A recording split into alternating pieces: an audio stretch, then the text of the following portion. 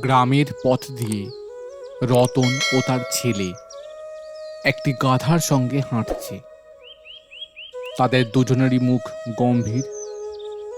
হঠাৎ রতন বলে উঠল, উফ, কি রোদ রে বাবা, আজ বেশ চড়া রোদ উঠেছে, হাঁটতে হাঁটতে বেশ ক্লান্ত লাগছে।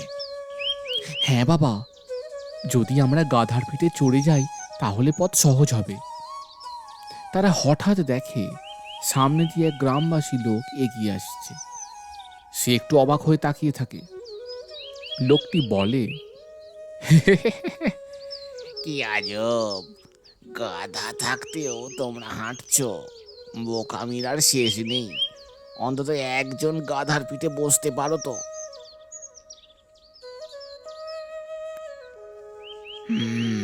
উনি তো খুব একটা ভুল কিছু বলেননি। তাহলে বাবা, তুই গাধার পিঠে বস। এই বলে রতন হাঁটতে থাকে এবং তার ছেলেকে সে গাধার পিঠে চাপিয়ে দেয়। তাদের হাঁটতে দেখে আর একজন পথিক সামনে এসে অবাক হয়ে বলে, ছি ছি ছি ছি ছি ছি, ছেলে গাধার পিঠে বসেছে আর বৃদ্ধ বাবা হাঁটছে। কি নির্লজ্জ ছেলে, একটু তো সম্মান করে বাবাকে। ছেলেটি লজ্জিত হয়ে নেমে পড়ে আর এবার বাবা গাধার পিঠে চড়ে। ছেলে পাশে পাশে হাঁটতে থাকে। কিছু দূর এগোলে এক বয়স্ক মহিলা দেখতে পেয়ে বলে, কি নিষ্ঠুর বাবা, নিজে আরামে বসে আছে আর ছোট ছেলেটা হাঁটছে। এ কেমন বাবা? এই শুনে বাবা ছেলে একে অপরের দিকে তাকিয়ে এবার দুজনেই গাধার পিঠে চড়ে বসে। কিছুক্ষণ পর এক বয়স্ক ব্যক্তি তাদের দেখে মাথা নাড়েন।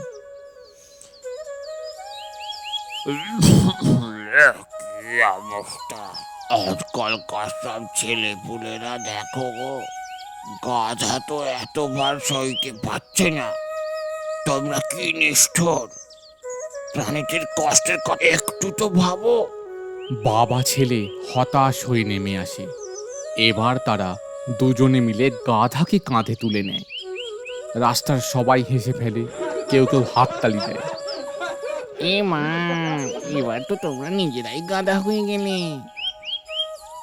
বাবা ছেলে লজ্জিত হয়ে গাধাকে নামিয়ে দেয়, মাথা চুলকায়, চারিপাশে হাসির রোল পড়ে যায়। একটু থেমে হরেন নম্র গলায় বলে, দেখলে তো বাবা, সবাইকে খুশি করা অসম্ভব। এই জীবনে মানুষ যাই করুক না কেন, সবাই কিছু না কিছু বলবেই। তাই নিজের বিবেক দিয়ে কাজ করা উচিত।